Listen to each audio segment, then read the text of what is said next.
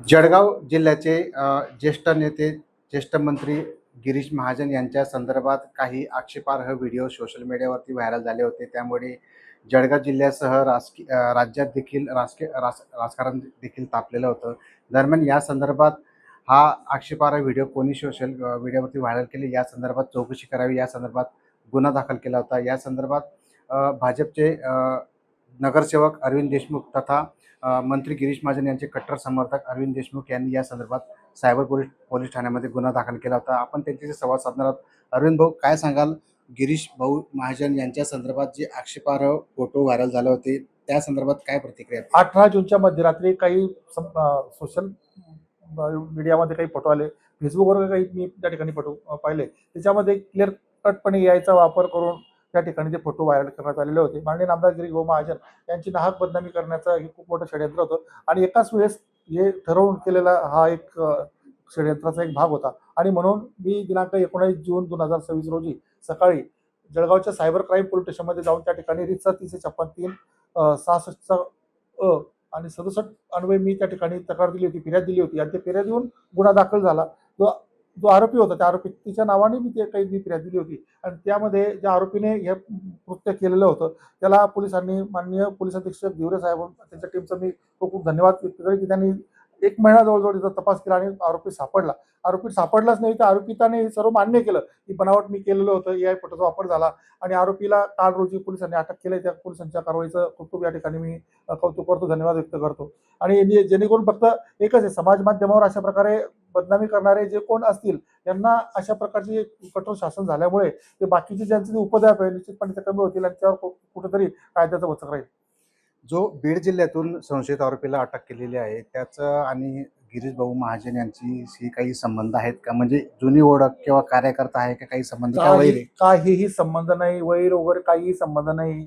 अनेक अशी उपटसू असतात की त्यांना हा एक कीड आहे, एक रोग आहे आणि असे पीडित म्हणजे रोगाने म्हणजे कुठेतरी कोणाची तरी कारण नसताना, संबंध नसताना बदनामी करतात. सोशल मीडिया एक खूप चांगलं माध्यम लोकांना होऊन गेलं, ते खरं म्हणजे त्याचा उपयोग तर खूप कमी होतो चांगला, मात्र दुरुपयोग खूप होतोय. आणि अशाच मध्ये हे समाजामधले जे विकृत आहेत आणि या विकृत लोकांची अनेक असतात. म्हणजे तो एक मी ज्या आरोपी विरुद्ध गुन्हा दाखल केलाय, हे समाजात काय एकच आरोपी आहे का? तर एकच नाही, समाजामध्ये खूप मोठ्या प्रमाणात ही कीड पसरलेली आहे आणि त्यापैकी एक किडा पोलीस त्यापर्यंत पोहोचले, त्याला अटक केली. काल त्याला अटक झालेली होती, त्याच्यावर कारवाई झालेली आहे.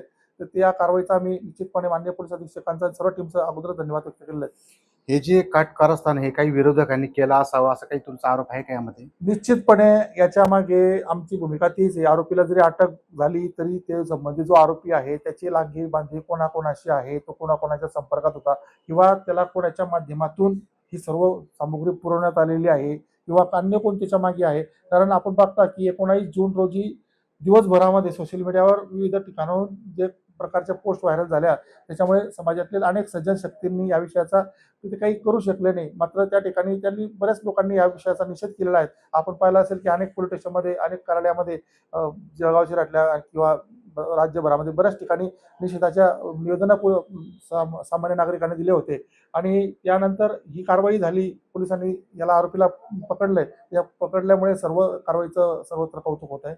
सोशल मीडियाच्या माध्यमातून तुम्ही जनतेला काय आवाहन कराल? सोशल मीडिया हे खूप चांगलं माध्यम आहे, मात्र या माध्यमाचा उपयोग चांगल्या कामाकरता व्हायला पाहिजे. मात्र दुर्दैवानं बऱ्याच वेळा असं होताना दिसत नाही.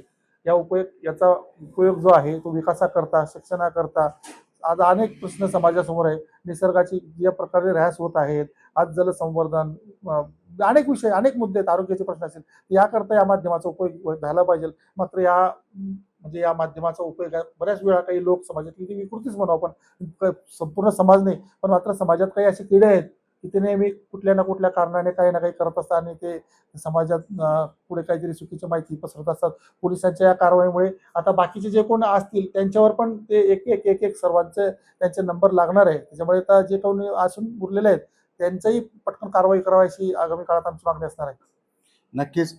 फिर्यादी म्हणजेच नगरसेवक अरविंद देशमुख यांनी सांगितलेलं आहे की हे जे कट कारस्थान केलेलं आहे बहुतेक विरोधकांनी केलं असावं, परंतु सोशल मीडियाच्या माध्यमातून असे आक्षेपार्ह व्हिडिओ व्हायरल करणे ही चुकीची गोष्ट आहे. त्यामुळे या संदर्भात योग्य तो निर्णय घेऊन आणि पोलीस अधीक्षकांनी पोलीस प्रशासनाने यांच्यावर कडक कारवाई करावी अशी मागणी त्यांनी केलेली आहे. LS मराठी, जितेंद्र कोतवाल, जळगाव.